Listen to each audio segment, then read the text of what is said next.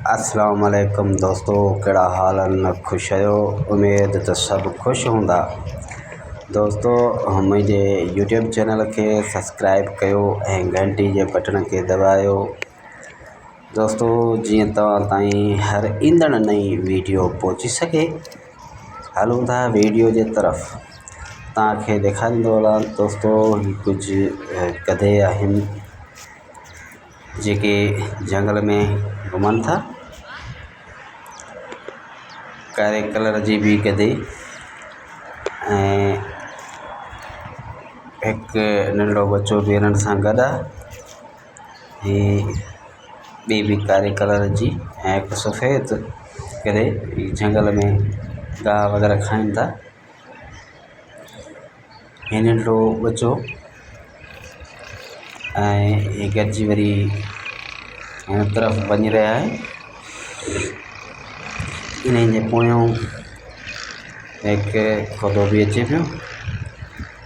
हीअ वॾी गधे जेका आहे अॻु में बीठी आहे, इहा नंढे बच्चे जी माउ आहे ऐं ॿियो हिन सां गॾु हिन जो भाउ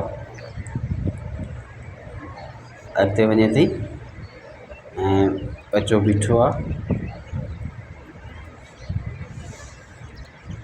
एंजॉय करे रहिया आहिनि जंगल में गाह वग़ैरह खाइनि पिया।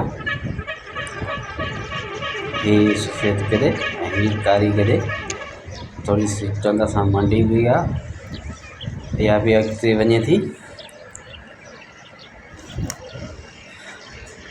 हाणे हिन पासे वरी ही गधे बीठा आहिनि त ॾिसी सघो था दोस्तों।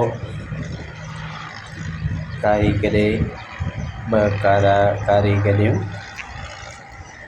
हिकु खोतो ऐं हिकु वरी ॿियो हुननि सां गॾु नंढो खोतो। इहे भी अॻिते वञनि था, हीअ जंगल में घुमनि था। हाणे वणनि जे हेठां थींदा अॻिते वञनि था। हीअ अछी गधे या वरी हिननि ॾे वापसि वरी आहे। हिन जो बच्चो भी गॾु आहे। तव्हांखे ॾेखारींदो हलां। अगरि जे मुंहिंजे चैनल खे सब्सक्राइब न कयो आहे त सब्सक्राइब कयो ऐं घंटी जे बटन खे दबायो ऐं पूरी वीडियो ॾिसंदा। थैंक यू, वॾी महिरबानी तव्हांजी थींदी। दोस्तों